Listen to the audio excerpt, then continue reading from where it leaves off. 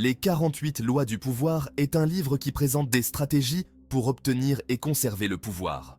La première loi, ne jamais éclipser le maître, souligne l'importance de la discrétion face aux personnes en position d'autorité. Elle soutient que le fait de donner à vos supérieurs un sentiment d'insécurité peut engendrer du ressentiment et, à terme, votre chute. Cette loi met en lumière un aspect fondamental de la psychologie humaine, le désir de se sentir important et respecté. Lorsque nous donnons aux autres le sentiment d'être inadéquats, même involontairement, nous nous créons des ennemis. Dans le domaine du pouvoir, cela peut avoir des conséquences désastreuses. En comprenant et en respectant la nécessité de ne pas éclipser nos supérieurs, nous pouvons naviguer plus efficacement dans les structures hiérarchiques et consolider notre propre position en leur sein. Nicolas Fouquet, surintendant des finances sous le règne de Louis XIV, est un exemple frappant de ce qui arrive lorsque l'on ignore la première loi du pouvoir. C'était un homme d'une grande richesse et aux goûts extravagants, connu pour organiser des fêtes somptueuses qui surpassaient en grandeur celles du roi lui-même. Fouquet, aveuglé par son succès et son ambition, n'a pas su reconnaître le danger qu'il y avait à paraître plus puissant que le roi. Ces démonstrations ostentatoires de richesse et d'influence n'ont fait que renforcer le sentiment d'insécurité et de menace de Louis XIV.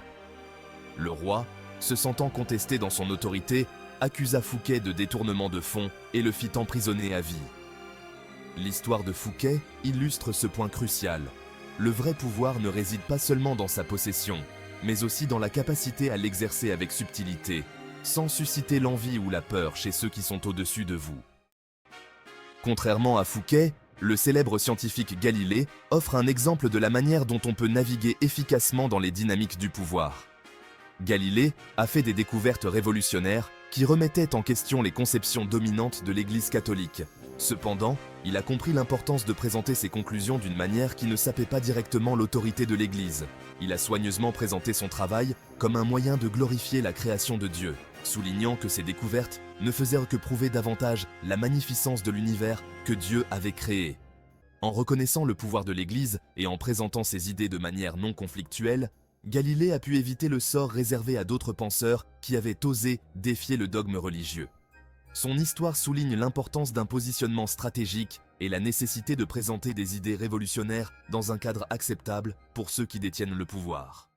Le principe de ne pas éclipser le maître ne se limite pas aux personnages historiques ou à ceux qui occupent des postes de pouvoir explicites. Il est pertinent dans notre vie quotidienne, influençant nos interactions au travail, à l'école et même dans nos cercles sociaux. Dans un contexte professionnel, par exemple, il est crucial de reconnaître que votre patron est responsable en dernier ressort du succès de l'équipe. S'il est important d'être un atout précieux, le fait de constamment mettre en avant vos réussites tout en minimisant les contributions de votre patron peut créer du ressentiment et nuire à vos perspectives de carrière. De même, dans un contexte scolaire, les élèves qui obtiennent constamment de meilleurs résultats que leurs camarades doivent être attentifs à la façon dont leur succès est perçu. Si une saine compétition peut être bénéfique, le fait de constamment mettre l'accent sur son intelligence ou ses réussites peut conduire à l'isolement et au ressentiment de la part des autres élèves. Dans les situations sociales, le même principe s'applique.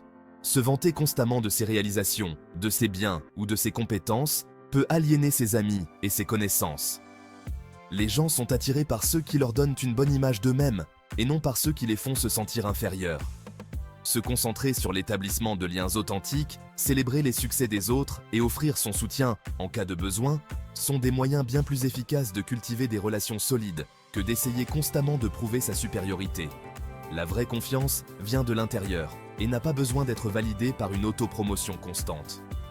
En reconnaissant le besoin humain inhérent de validation et de respect, nous pouvons gérer les interactions sociales avec plus de sensibilité et tisser des liens plus profonds et plus significatifs.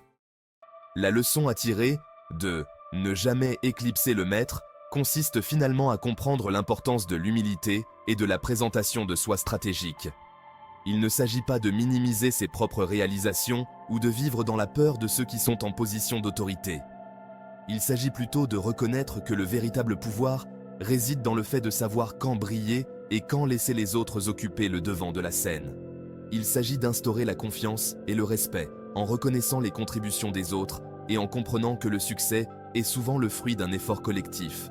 En adhérant à ce principe, nous pouvons naviguer dans la complexité des dynamiques du pouvoir avec grâce et intelligence, en atteignant nos objectifs sans susciter l'envie ni créer d'obstacles inutiles sur notre chemin.